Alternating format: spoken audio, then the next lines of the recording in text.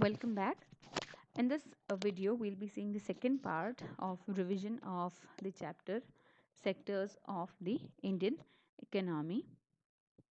Now, as we've seen what are the three sectors, let's now see the contribution of these sectors and the reasons for the tertiary sector to develop so much. Well, when we talk about the contribution, we find that there has been an increase in the production from talking about 1973 to 2003. When we talk about these 30 years span, that is from 1971-72 to 2002 2003, in this period of 30 years, we find the total production, the gross domestic production of India has grown, has increased for about 7 times. If it was 30,000 crores in the year 2000, in the year 1973, then it has developed to 2,10,000 crores in 2003. Fine. So in this scenario, we can find that there has been an increase in the gross domestic product by 7 times. But when we talk about the individual contribution of the sectors, we find the contribution of tertiary sector to be the highest. Amongst the uh, primary, secondary, and the tertiary sector's contribution is much more than that of other two sectors. And for that, there are a few reasons why this tertiary sector has got more importance during this period of 1973 to 2003 or more. So, one of the reasons is the requirement. Well, in the tertiary sector, we have this in insurance, transport, banks, then the police stations, the telegraph services, post and telegraph, the educational institutions, the hospitals, and various kinds of services are included in this tertiary sector. So, as the population increases, the requirement of all these activities or institutions increases, right? The education has to be increased, the hospital services has to be increased. So with the need, there has been a requirement to increase these services. So automatically there is an increase in this tertiary sector. When we increase the number of hospitals in a country by creating new opportunities for hospitals, we thereby increase the sector only, right? So the one of the reason for rising importance for tertiary sector is the requirement. Second is the development of others. Here, when we produce much more than what we used to produce in the earlier times, that is in agriculture also, if we used to produce about 10 quintals of grain weight, suppose wheat, and now with the development of science and technology, we use fertilizers, we know how to use and irrigate our fields, then the production increases from 10,000 quintals to 30,000 quintals. And as the production increases, the necessity of transporting it from one place to another also increases. You need to invest your time and money in various other sectors, like you have to take these goods from this place to some other place, you need to keep them in a proper storage so that they don't get damaged, then you need to sell them in the market, so you need to take the goods from one place to the market, there you need to bargain and sell your product, right? When these kind of activities come into existence, automatically the need for other activities like the transportation from one place to other, then the information communication, you need to communicate, right? From this place to, you have to take your goods to that place, so communication comes into existence. You need to store your goods for some time, so the storage service also needs to be increased. So with the development in one sector, the other sector automatically has to develop. So talking about this storage or trade or transportation and all other kinds of activities related to agriculture and secondary sector, are included in the tertiary sector. So the tertiary sector develops automatically with the development in these two sectors, right?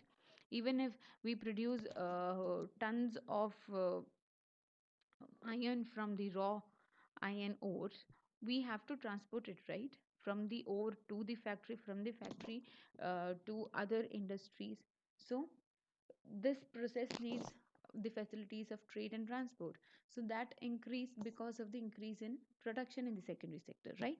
So development of other sectors is also a reason for rise in the importance for the tertiary sector. Next is the demand. Now here the demand means, as a consumer, I used to get an income of rupees 10. Suppose rupees 10 was my income. I used to save 3 rupees and spend 7 rupees. For example, 7 rupees was spent by me and 3 rupees was saved. Now when I develop myself and I get an increment in my salary to about 15 rupees, right? My salary increased from 10 to 15 rupees. Automatically I'll save 5 rupees and I'll spend 10 rupees. Now where will I spend my 10 rupees? I will develop such an thinking in my mind that I used to sit in a wooden chair. Now as my salary increased, I want a sofa.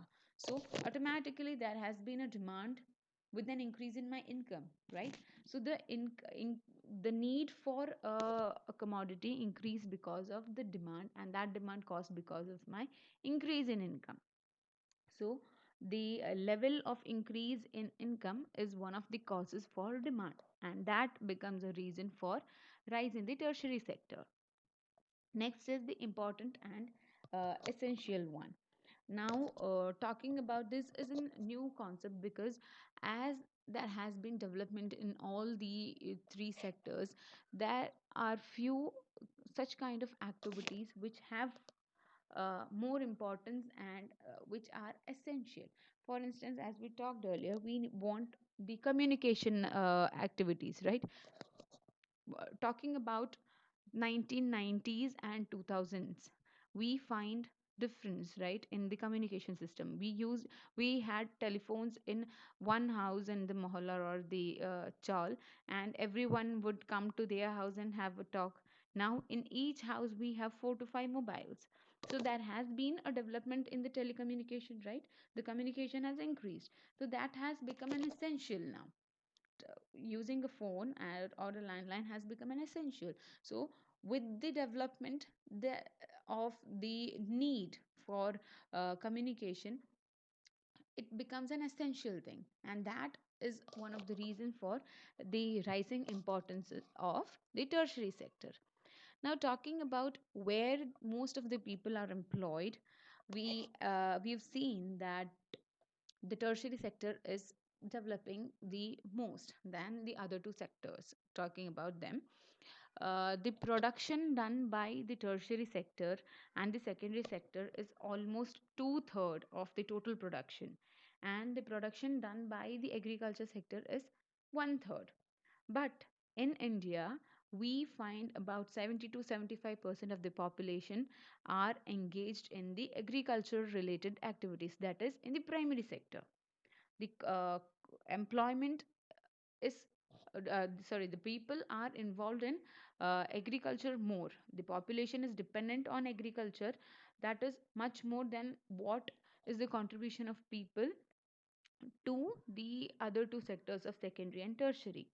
But when we talk about the production of these three sectors, agriculture is not that much as the secondary and the tertiary sector, though people are more in this sector, but the contribution is less. And in the secondary and the tertiary sector, population involved is less, but the production is more. So from this we can find that there is an inequality in the contribution of the population in these sectors, because of which the case of unemployment arises in the primary sector.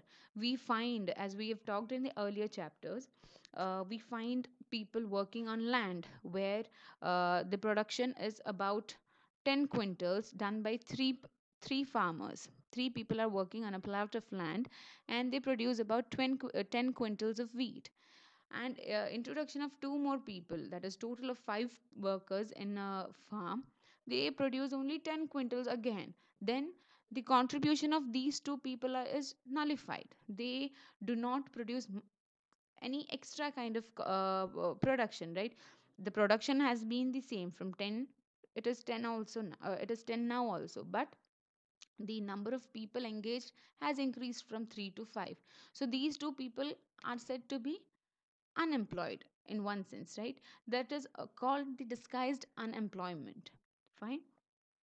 Now, how we can create more employment comes into existence when we talk about people being unemployed, right? And we find more of people unemployed in the agriculture sector, that is the primary sector. So the planning commission has made it an an opportunity for the people in rural areas by creating a kind of industry or atmosphere near the production places, that is the agriculture area. For instance, if we have sugarcane as the basic production, sorry, agriculture produce in an area, then nearby that area an factory for sugar mill, a sugar factory is established. Then the people of that area who are a bit educated and are able to find the job in this factory can do their work in this sector, right, this industry or this factory, and that becomes a tertiary sector again. And people producing it, that is the farmer who produce sugarcane, they'll directly bring these their sugarcane produces to this factory, and thereby they can create employment, right? So that is one of the plan why the planning commission. And the other thing what planning commission has said is that the tourism in every sector can help to improve the tertiary sorry the employment. As tourists come to India, we find the need for guides and other facilities of hotels or rooms increases. So if this tourism sector develops well, then there is a chance for development in the employment also. And one more thing which the planning commission had noted is that in the rural areas, under the under this right to work act, 200 districts of India were included, and under that the National Rural Guarantee Act, that is the NREGA 2005 was implemented, where the 100 days of employment in a year for each family, that too within 15 within 15 days from the application on local development projects, that too within the surrounding of 5 kilometers from the residence. So this was a plan given by the planning commission, so that there can be employment increased in the rural areas. This was mainly for the rural area, that is why it is said NREGA, National Rural Employment Guarantee Act. So in this video we just saw what the reasons for increasing the tertiary sector activities, they and where are the people involved in employment, and how employment can be increased. So if you have liked my videos, please subscribe, like and share. Thank you.